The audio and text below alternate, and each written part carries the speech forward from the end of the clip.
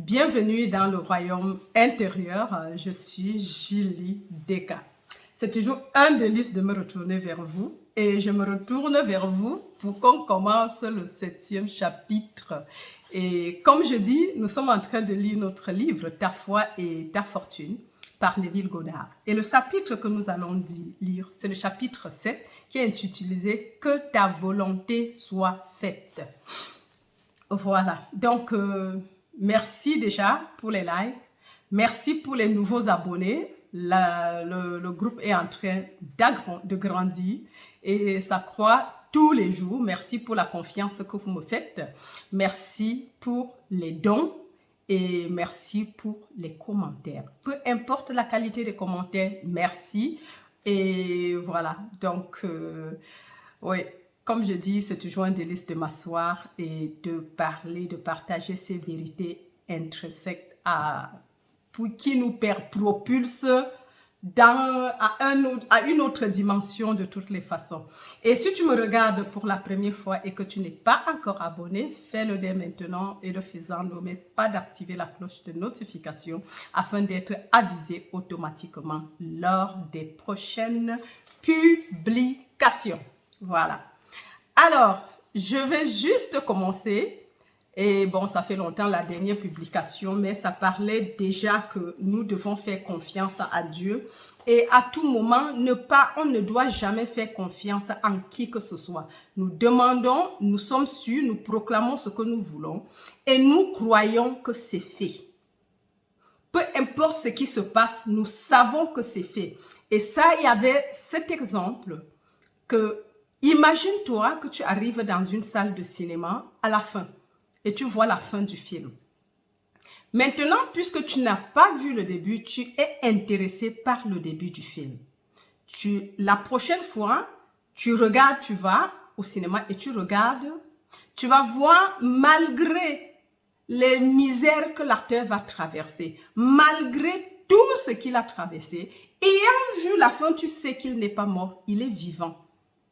Donc, tu vas rester. Les gens qui viennent d'arriver, qui ne connaissent pas la fin du film, vont se mettre à pleurnicher, à crier, à pleurer et avoir pitié. Mais toi, ayant vu la fin, tu sais que, quel qu'en soit le cas, il a gagné, il s'est en sorti et c'est exactement ce que nous allons faire avec notre demande.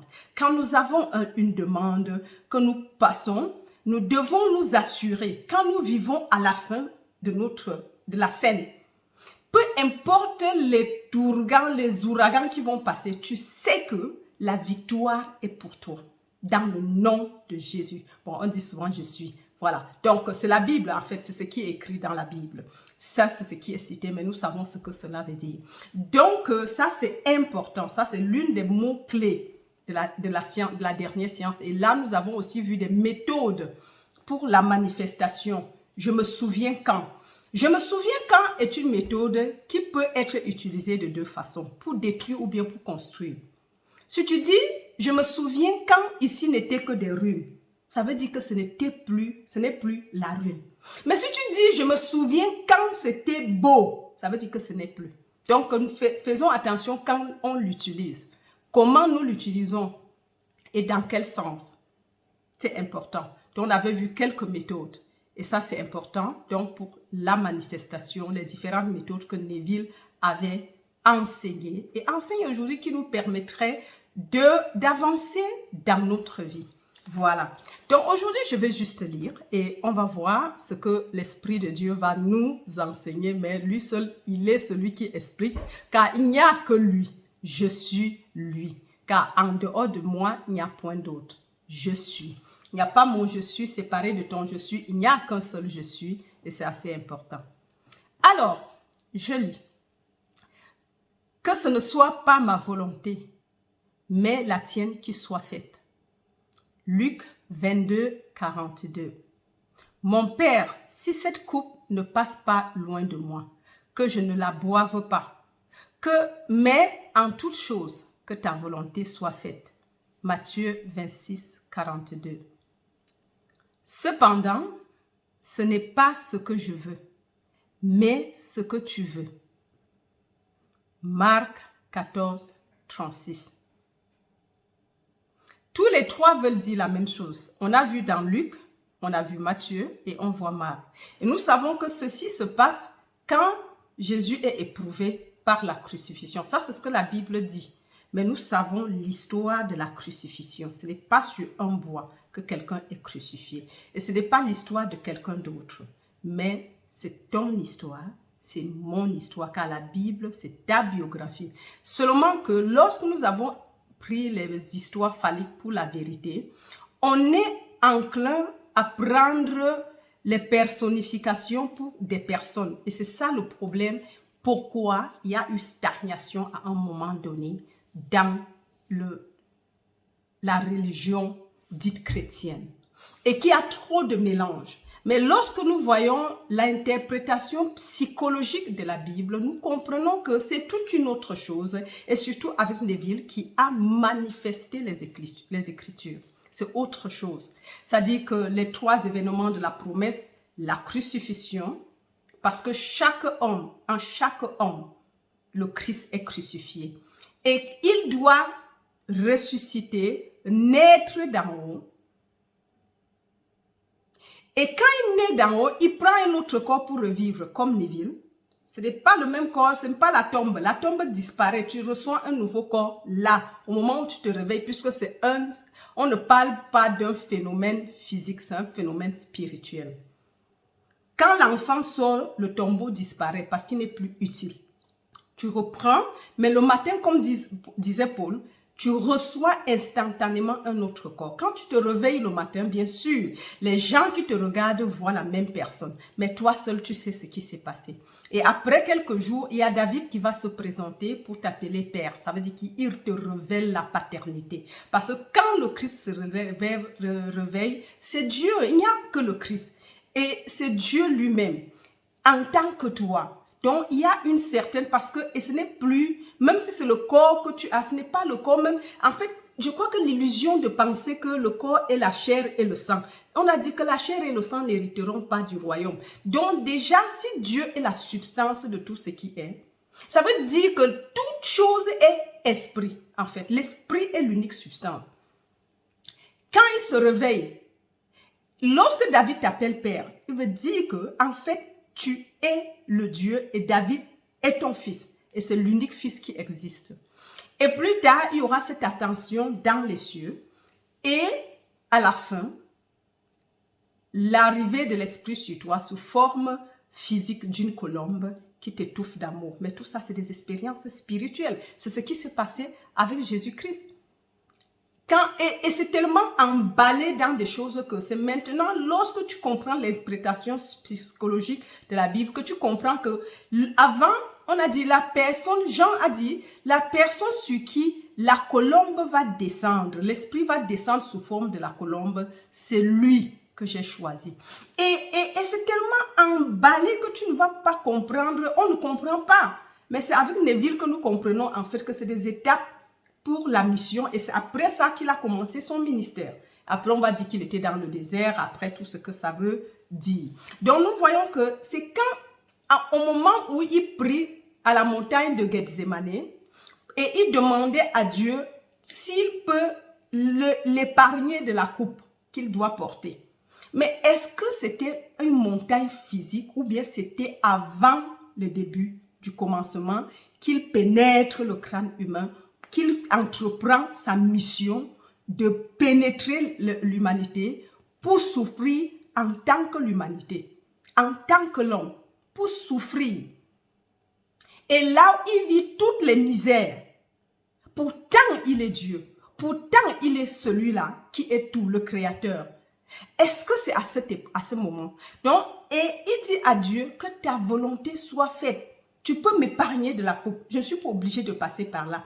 Pas une seule personne qui a crucifié sur le bois. Non, nous savons ça déjà, la crucifixion, et nous comprenons l'histoire de Jésus-Christ. Donc, ça n'a rien à voir avec. Assez important et très indispensable de comprendre. Maintenant, cette résignation n'est pas une prise de conscience aveugle. Je ne peux rien faire de moi-même. Le Père en moi, c'est lui qui fait l'œuvre. Aujourd'hui, je peux m'asseoir et dire ça. Je ne peux rien faire de moi-même parce qu'il n'y a que Dieu. Peu importe tout ce qui va se tourner tout autour, je remets tout entre les mains de Dieu et le Tout-Puissant qui est même les bruits, qui est même n'importe quel mouvement qui peut se manifester, que lui seul prenne le contrôle et agisse. Car il n'y a pas toi et moi, il n'y a que Dieu. On dit que c'est le même les horreurs qu'on peut traverser, c'est Dieu seul qui traverse les horreurs en tant que toi. Et c'est pour ça que quel que soit ce qui se passe, il faut juste dire c'est fait. Et c'est fait, car il n'y a pas de jury des cas. Il n'y a que Dieu. Mais seulement de l'extérieur comme ça, on pense que c'est quelqu'un qui est séparé. Non, Dieu est mon être individuel et Dieu est ma conscience individuelle. Dieu est conscience individualisée et Dieu est être individualisé. Il n'y a que Dieu. Même dans toutes les misères possibles, sachons qu'il n'y a un seul qui souffre cela. C'est pour ça qu'on a dit, il n'y a qu'un seul mental.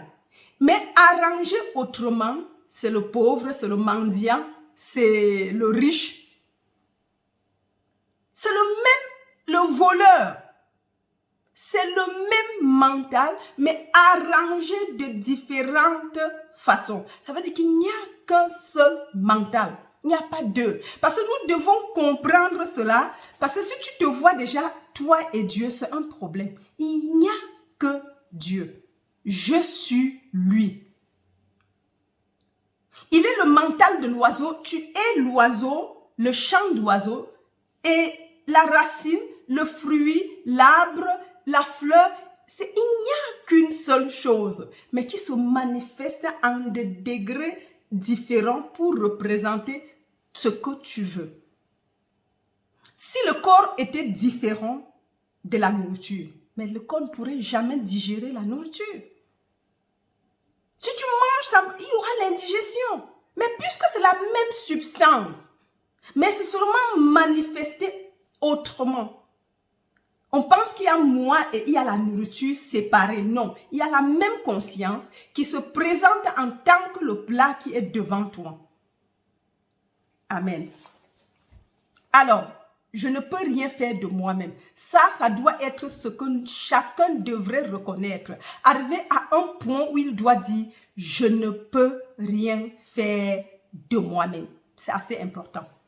Voilà. Le Père en moi, c'est lui qui fait l'œuvre. Parce que je ne saurais rien dire si le Père ne m'utilisait pas, pas m'utiliser comme s'il y a lui et moi. Lui, il fait l'œuvre maintenant d'expliquer ce livre. Il a fait l'œuvre de l'écrit.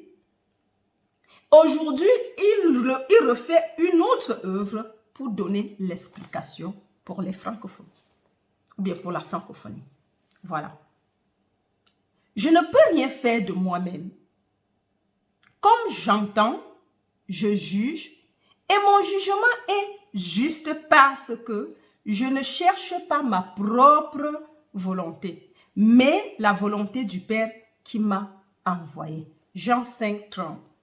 Parce que si tu juges, tu fais ta volonté, déjà dès le départ, il dit que ce n'est pas lui qui fait l'œuvre. Ça veut dire que le jugement qu'il peut porter n'est pas selon lui dire, ce n'est pas selon les apparences, mais c'est selon la vérité. Et si on sait qui est l'homme Jésus, Jésus c'est qui? Et c'est à partir de là, et qui es-tu? Qui est Dieu? Il n'y a que la conscience. Je ne juge pas selon les apparences en disant que ça c'est un homme, c'est une femme ou bien je ne sais pas quoi. Non, il n'y a qu'un seul mental. Il n'y a qu'une seule présence. Il n'y a qu'un seul pouvoir. Il n'y a qu'une seule substance. Il n'y a qu'une seule cause. Peu importe. Il n'y a qu'une seule cause. Et ça c'est assez important, mes amours. Alors, continuons. Ne crois-tu pas que je suis dans le Père et que le Père est en moi? Il dit ça à Philippe quand il dit montre-nous qui est le Père. Il dit les paroles que je vous dis de moi-même. Mais le Père qui demeure en moi, c'est lui qui fait les œuvres. Jean 14, 10. Quand Philippe demande à voir le Père, il dit que mais tu es avec moi et tu ne le sais pas. Parce qu'en fait, et même ce Père, ça ne fait même pas comme toi, tu me regardes, tu es différent de moi. Puisqu'il n'y a qu'une seule conscience, qui se manifeste en tant que toi, qui se manifeste en tant que moi, qui se manifeste en tant que cette orchidée, qui se manifeste en tant que l'appareil qui est en train de filmer toute la scène. Même les lumières, il n'y a qu'une seule substance. Même les mouches qui peuvent survoler, c'est la même conscience. Et la mouche est là pour un but précis. La fleur est là pour un but précis. Parce qu'il n'y a qu'un seul. L'omniprésence de Dieu, c'est l'unique réalité. Il dit, mais je suis avec toi depuis et tu ne connais pas. En fait, ici, Jésus veut dire à ses disciples, mais à toi et à moi, qui lisons ceci, qu'il n'y a pas toi séparé de moi et qu'il n'y a pas moi séparé de toi et il n'y a personne n'est séparé. Mais le simple fait de penser, en regardant les doigts comme ça, penser que c'est des gens qui peuvent lutter pour vivre et s'entretuer entre eux. C'est ça qui nous trompe, c'est l'apparence. Nous devons toujours pas juger par l'apparence, mais juger selon la vérité. Mais dès qu'on remonte, nous voyons que c'est une seule main. Et imagine-toi que dans l'ignorance, ils se mettent à s'entretuer. Finalement, c'est la même personne qui veut s'autodétruire. Et en même temps, cette main n'est pas différente de celle-ci, même s'ils peuvent se mettre à se battre. Et c'est ce que nous faisons parfois, et pensant que nous sommes séparés du bien. Il n'y a aucun bien que tu veux qui n'est pas déjà. Dieu, la création est terminée, et Dieu se manifeste incessamment et infiniment en tant que sa créature. Donc, il n'y avait pas de Philippe et il n'y a pas de Père séparé de toi. Même si en ce moment, tu n'as pas encore fait la réalisation des Écritures. Mais il faut que tu saches qu'il n'y a que le Père. Et même si tu te regardes, vois le Père. Et la simple façon de comprendre et d'accepter ça va ramener cela à passer. Suppose que c'est vrai et ce sera vrai pour toi. Donc, mais si tu penses qu'il y a un Jésus qui viendra, qui a été crucifié il y a 2000 ans, non, c'est ça la pierre d'achoppement pour l'Église. De penser qu'il y a un Dieu à l'extérieur et qu'il y a un lieu extérieur à toi où tu iras louer l'Éternel. C'est ça qui est le problème.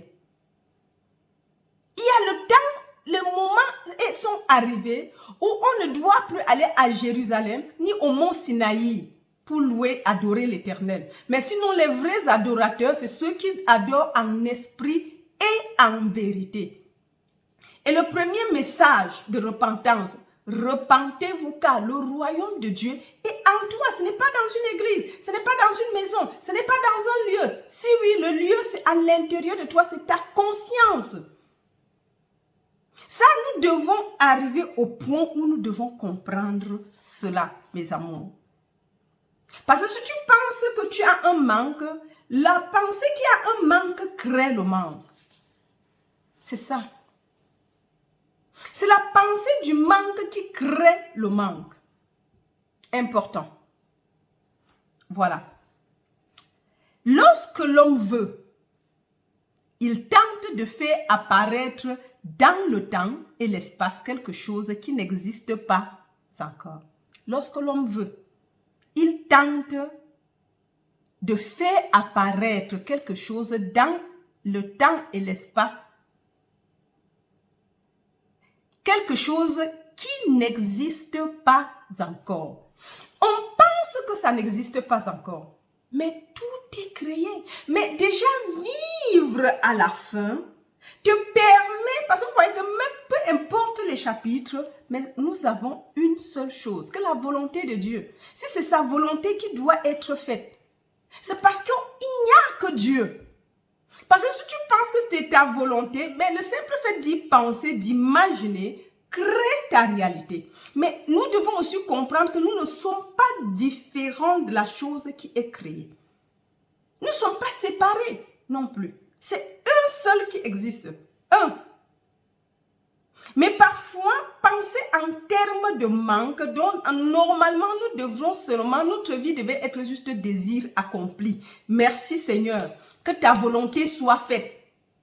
Pourquoi sa volonté? Parce que c'est déjà établi. Soit faite sur la terre comme dans les cieux. Donc dans les cieux, c'est établi, tout est fait, tout est bien. Il n'y a que Dieu. Maintenant, nous vivons en fait, je crois que le plus gros souci, c'est que nous vivons dans un monde économiquement avec tout ce qu'il y a comme concurrence. Et on doit posséder quelque chose. Tu ne possèdes rien. Si tu n'as pas fait, ça veut dire que tu ne possèdes rien et Dieu n'a pas besoin de ton argent. Mais seulement quand on a mis un certain prix et que tu te trouves incapable d'avoir ce prix et on nous a formaté comme ça, c'est pour ça que nous avons du manque. J'avais lu une histoire, je crois que c'était avec Joel Goldsmith ou bien c'était avec qui, je ne sais plus. Dans l'une de ses prédications, il dit que l'enfant qui était né, on l'a entraîné dès le bas âge à accepter la royauté. Donc quand il grandit, il sait qu'il est roi et qu'il ne manque de rien. Et c'est comme ça qu'il grandit avec cette mentalité de roi, de dominer et tout. Mais les autres enfants, ils sont entraînés dans le manque et en tant que subordonnés. Et c'est ça la différence. C'est juste dans le mental, la croyance.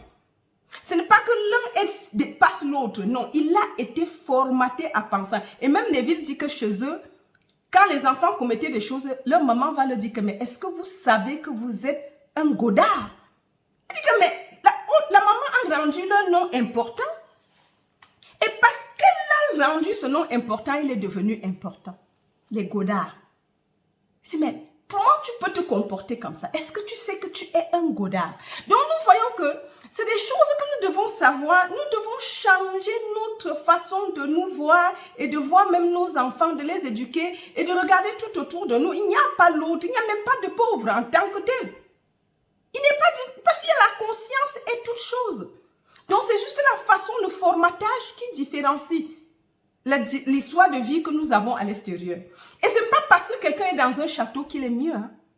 Dans sa tête, s'il n'a pas été formaté, il peut être dans un château et ne même pas être conscient du château. Et ne même pas pouvoir jouir du château. Parce que dans la tête, il est comme ça. Et si tu es comme ça, peu importe ce qui est dehors ne peut pas te rendre grand si tu as hérité je ne sais pas quoi. Très important. Mes amours.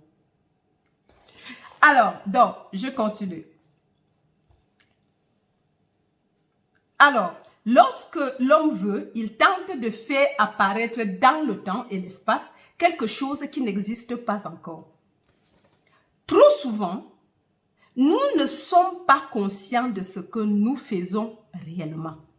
Très important. Nous ne sommes pas conscients de ce que nous faisons réellement. Nous affirmons inconsciemment que nous ne possédons pas les capacités d'expression. Oh my God. Et ça, c'est ce que j'étais en train de dire.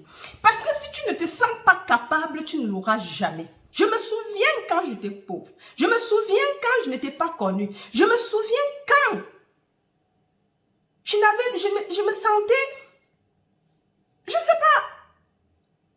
Parce qu'en fait, ça veut dire que je ne le suis plus. Je me souviens quand j'étais pauvre, je dis que je suis plus pauvre.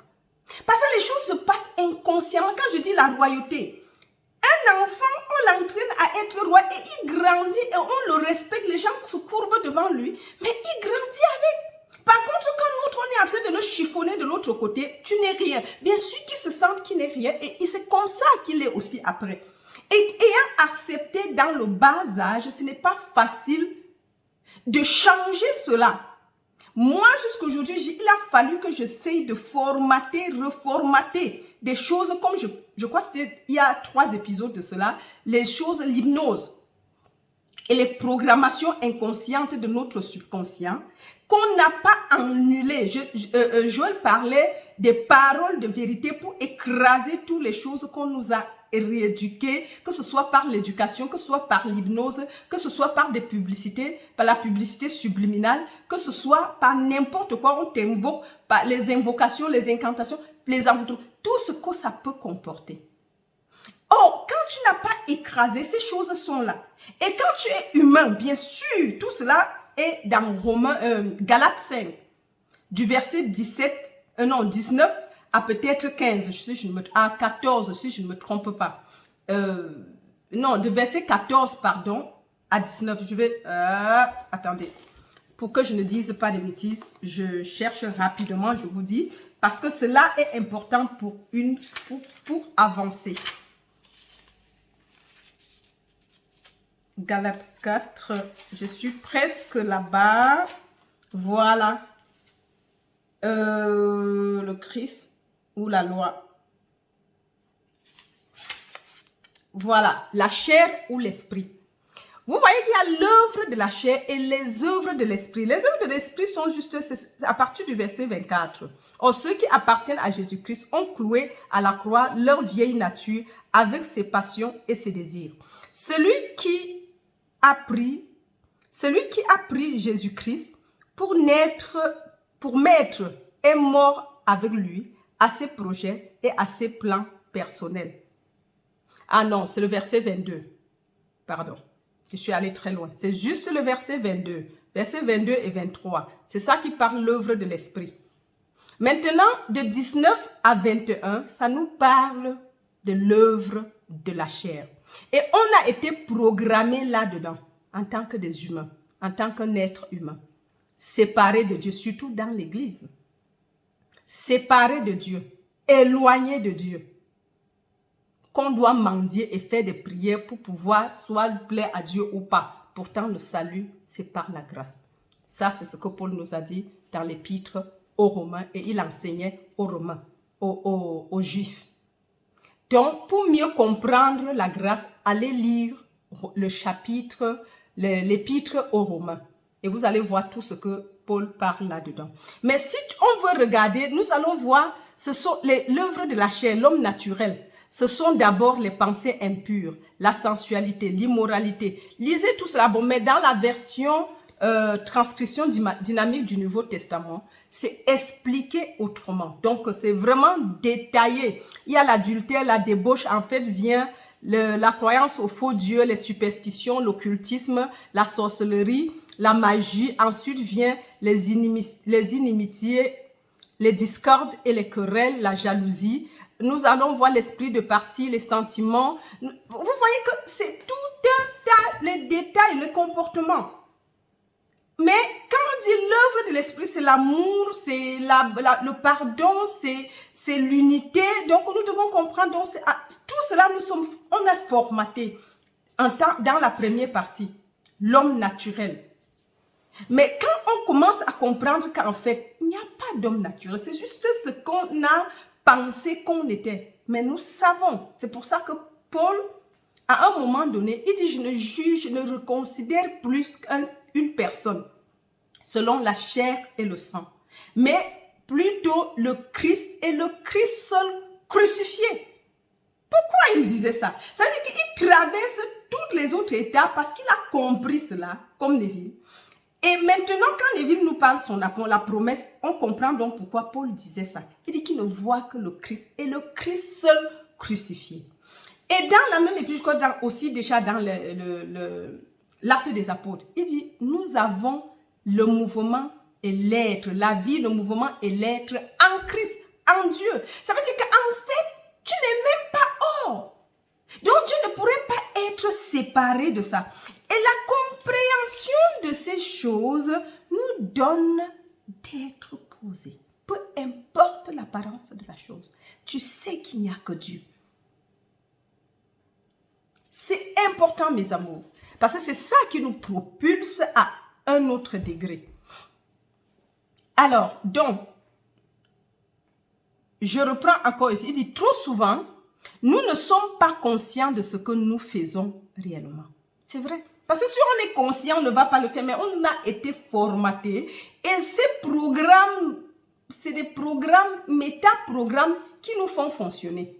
Et si on ne prend pas conscience et déprogramme cela, et on a vu une vidéo par rapport à ça, comment les déprogrammer, c'est ces programmes qui vont nous guider. Et c'est pour ça qu'on n'est même pas conscient, même parfois certaines pensées. Oui, et c'est ça qui crée, parce que en fait, c'est ces pensées inconscientes qui créent notre réalité. Alors, nous affirmons inconsciemment que nous ne possédons pas les capacités d'expression. Bien sûr, tu ne les posséderas jamais. Parce que ce dont tu n'es pas conscient ne peut pas se manifester en toi. La conscience est l'unique réalité. L'imagination crée. Imagine, suppose, c'est pour ça que David dit, suppose que c'est vrai. Il sera pour toi. Suppose, donc tu n'es même pas sûr. Donc suppose que c'est vrai. Alors, nous fondons notre désir sur l'espoir d'acquérir les capacités nécessaires dans un temps futur. Vous voyez? Le désir, c'est que quand je serai grand, non, je le suis maintenant. Je me souviens quand je n'étais pas. Veut dire que tu transcendes tous les trucs et tu es à la fin. Si tu connais la fin, tu ne cherches pas les moyens pour atteindre. Il t'a dit que les moyens pour atteindre ce que tu veux manifester, ça n'entre pas dans la prière. Tu supposes et tu vis à la fin que tu es ce que tu souhaites être et que ton désir est déjà réalisé. Le secret est dans le ressenti et tu vis en tant que désir accompli. C'est pour ça qu'il dit que quand tu connais la fin d'un film, peu importe comment l'acteur va souffrir, tu sais que tu as vu la fin et il était vivant. Donc rien ne peut lui arriver. Pendant que celui qui n'a pas vu la fin va se mettre à pleurer. Et donc, on doit attendre notre désir un peu comme cela. C'est comme ça qu'il nous représentait la réalisation de notre désir. C'était dans le chapitre précédent où il y a 4 épisodes, en fait, de cela. Et il dit, je ne suis pas, mais je serai. Dès que tu dis je ne suis pas, c'est fini. Parce que tu as créé je ne suis pas. Et je serai, c'est un temps incertain, c'est illimité, ne peut pas se réaliser. Je serai veut dire que tu ne l'es pas. Donc, les choses, les affirmations qui vont dans le sens futuristique, où on renvoie dans un futur proche, peu importe, c'est toi-même tu renvoies ta manifestation à cela. Ouais, Seigneur, pardon, donne-moi ceci. Dieu ne donne pas. Dis, tu es. Et c'est pour ça qu'on n'a pas, parce que ce qui finit par se réaliser, c'est des choses que on reste et on pense et on dit merci à Dieu que nous avons la foi. Et c'est ça la foi en fait. Donc, si le monde a été créé sans voir, que la terre soit, que le firmament soit, que les oiseaux soient, que ceci soit. Il n'a pas dit que la terre serait. Non, non, non, non. Soit. Et la terre fut. Mais comment tu crées? Chaque jour est un nouveau départ. Parce que la Bible dit que chaque jour suffit sa peine. Ça veut dire que quand tu te réveilles, c'est une nouvelle journée. Décrète et accepte surtout que tu es esprit et qu'il n'y a que Dieu. Et égal ce qui se passe, ça peut même faire qu'à cause des incidences, tu ne parviens pas à 6 heures. Mais c'est quoi à 7 heures? C'est quoi à 8 heures? C'est quoi parce qu'il n'y a pas une heure pour ça. C'est vrai qu'on dit dès que tu te lèves le matin, frère, mais ton commencement peut même être à midi. Ton commencement peut même être à minuit, même maintenant où on est en train de s'asseoir pour faire la vie. Ça peut être ton commencement maintenant. C'est à toi de définir cela. L'essentiel, c'est d'être conscient de la vérité et qu'il n'y a que Dieu. Peu importe ce qui va se passer, ne juge pas par l'apparence. Dieu est l'unique réalité. C'est clair qu'on nous a... Et quand tu vas sortir et discuter avec des gens, on va te parler de ce qui peut se passer, de ce qui était, des esprits. Non, s'il y a plusieurs esprits, ça veut dire que c'est la pluralité. Ça veut dire que Dieu n'est pas l'unique esprit, mais il n'y a que Dieu.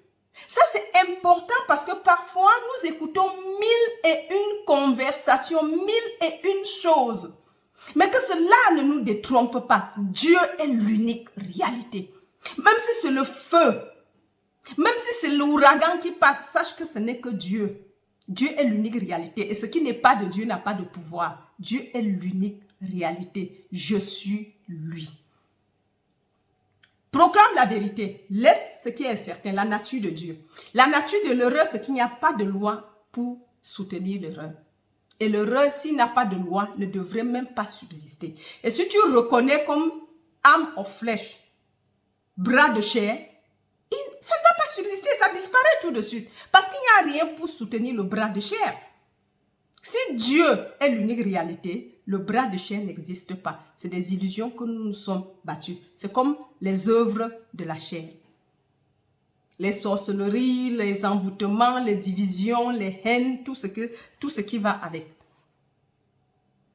Ah oui, c'est assez important de comprendre parce que, et c'est toute une école, c'est tout un entraînement, c'est une transformation. Nous devons transformer notre vie, nous devons transformer notre façon de penser.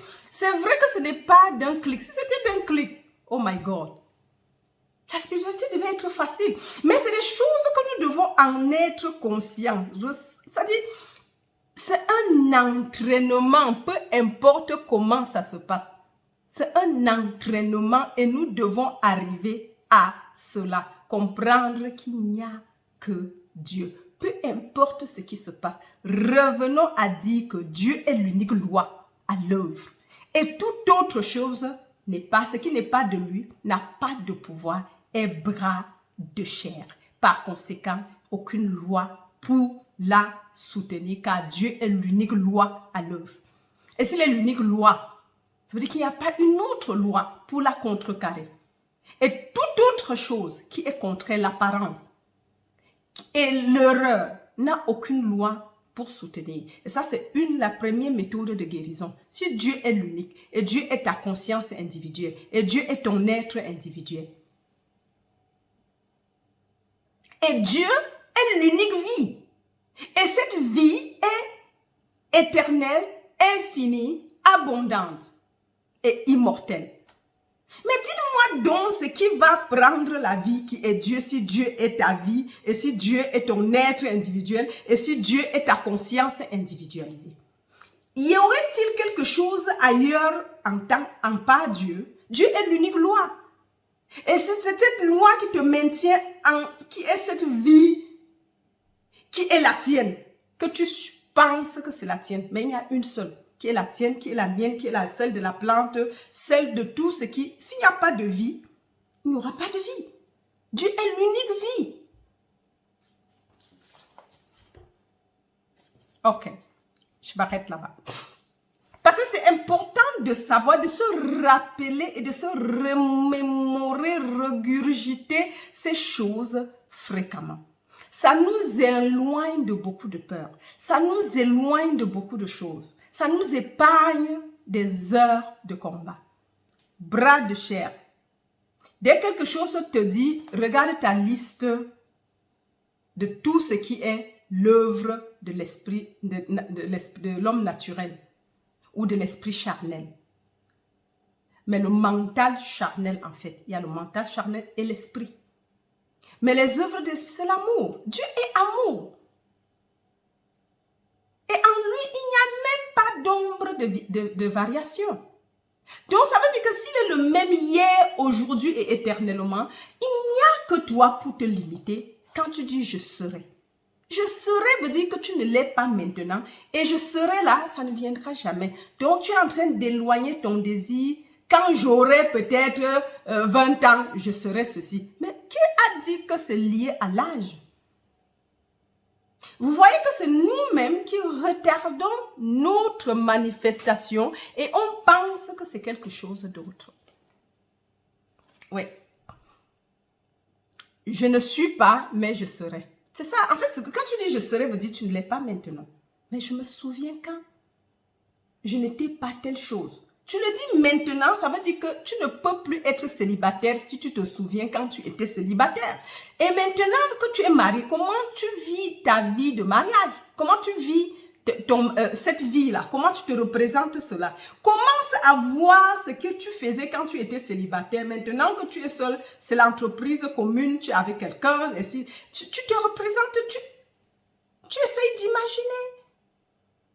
Enfin, comment dire, rêver, fantasmer, commence à voir, pour toi, ça signifie quoi? Une vie de couple. Commence à te voir là-dedans. C'est comme Nevi quand il dit, je me souviens, le vieux manoir, il dit, je me souviens quand ici, il n'y avait rien. Et il a aussi raconté cette histoire avec son papa qui s'était placé quelque part. Il a vu et il a commencé à discuter avec son frère que mais cet argent, ce n'était pas pour eux. Et la femme avait déjà décidé de vendre à quelqu'un d'autre. Il y avait déjà d'autres preneurs. Mais un jour, son papa se tient là-bas et dit, mais je me souviens, je vois l'hôtel, on peut construire un hôtel, je vois un hôtel, je vois ceci, une école, je vois un centre commercial sur ce terrain. Et il s'est avéré au moment où la femme voulait vendre. Ceux-là qui étaient supposés acheter n'étaient pas là. Et qui est-ce qu'on a appelé? Le père de Neville Goddard, donc M. Goddard, est celui qui a acheté le terrain. Parce qu'il avait déjà, je me souviens, ce qui est là-bas.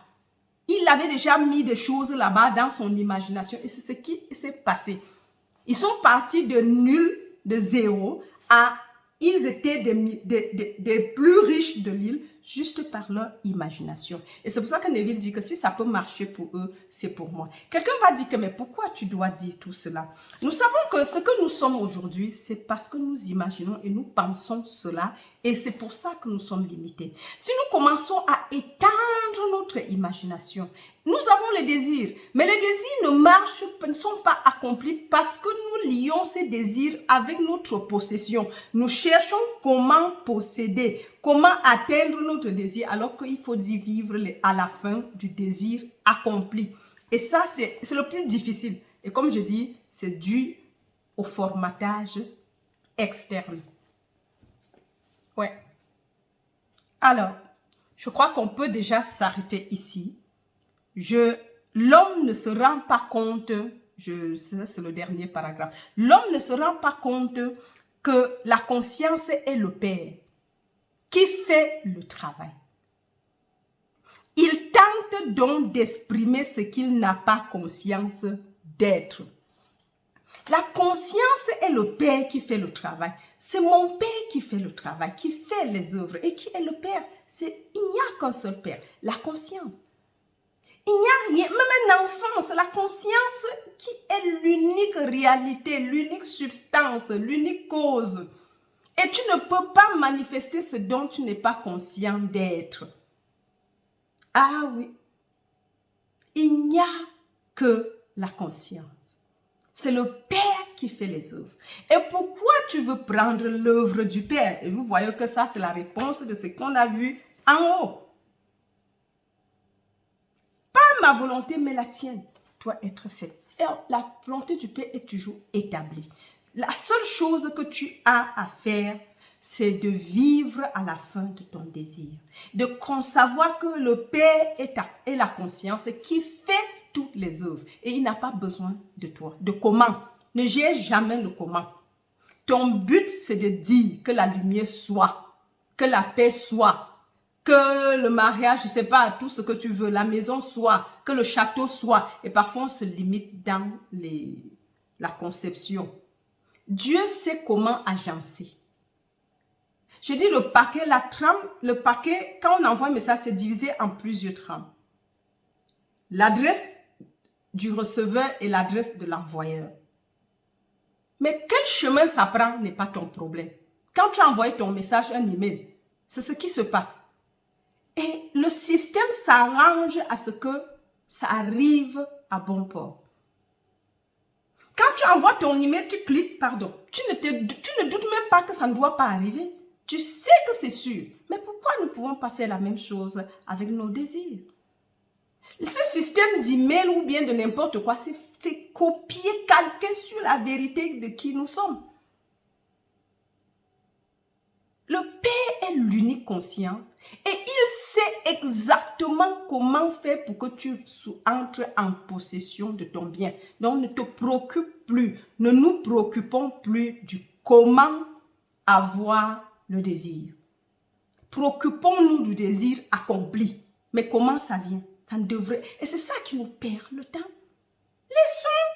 Ne faisons pas le travail du Père. Mais ce que nous voulons, bon, bien sûr que nous avons été formatés comme ça. Et c'est difficile de faire autrement. Mais ici, nous sommes en train, sur cette chaîne, le Royaume intérieur, on vous encourage de pouvoir, de savoir et de comprendre que la conscience crée toute chose. Et que ce n'est pas à toi de faire les œuvres, de reconnaître que c'est le Père qui fait toutes les œuvres. Et le Père est ta conscience. Le Père est ton être individuel. Et c'est le Père qui arrange toutes choses. Ton but ici en tant que le côté, le conscient, il y a conscient et subconscient juste pour besoin de création. Tu dois accepter, prendre conscience que c'est fait. Ne doute pas, dis c'est fait, peu importe ce qui se passe quand tu as ton désir. Car le désir veut dire, ce sont les paroles de Dieu. Nous avons vu dans l'un des épisodes, je ne sais pas si c'est épisode 72 ou c'est combien là, ça fait déjà depuis. Donc nous devons savoir cela. Donc c'est juste des rappels pour que nous puissions à la fin de ce livre comprendre que nous ne devons plus souffrir pour posséder ce que nous voulons posséder. Ça, c'est là où nous voulons arriver. Ne nous préoccupons plus du comment ça va arriver. Au moment opportun, les choses arrivent sans que tu ne t'en rendes compte. Et c'est fait. Donc, que tu dis c'est fait et tu restes tranquille. Quand tu as vu la fin, comment ça arrive n'est pas ton problème. Peu importe les difficultés. Je crois que c'était l'épisode, il y a peut-être 4 épisodes comme de cela. Dis c'est fait. C'est le chapitre 6. Alors, mes amours,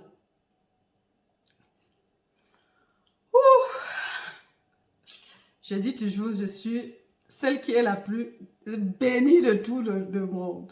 Parce qu'en fait, en même temps, j'apprends. Parce que c'est quelque chose qu'il faut être, endurer, demeurer et être conscient tout le temps de ces vérités, comment dire, intrinsèques, de ces vérités qui est le fondement de toute chose. La conscience est l'unique réalité.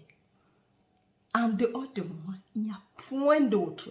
Peu importe la couleur, peu importe, tu l'as créé. Je crée le mal et le bien. Aujourd'hui, je comprends ça. Avant, je n'avais la peine de comprendre que je crée tout. Je, c'est la conscience. Alors, mes amours, jusqu'à la prochaine. Et si tu m'écoutes pour la première fois et que tu n'es pas abonné, fais-le dès maintenant. Et surtout, partagez ces messages tout autour de vous. Jusqu'à la prochaine, c'était Julie Descartes. Et comme je dis toujours, souvenons-nous toujours de la création des Écritures, la manifestation, la promesse. Il y a la loi, mais il y a la promesse. Et la promesse, c'est le plus important, c'est-à-dire la naissance, la résurrection, suivie de la naissance d'en haut, suivie de l'apparence de David qui nous appelle Père pour reconnaître notre paternité. Et enfin, notre ascension de nous-mêmes dans les cieux. Et en toute fin, la manifestation de l'Esprit sous forme d'une colombe qui nous étouffe d'amour et nous envoie en mission pour raconter jusqu'à ce que les gens comprennent, rendre témoignage de ce phénomène. Et ça, pour sortir de la roue de la récurrence. Allez, bye bye!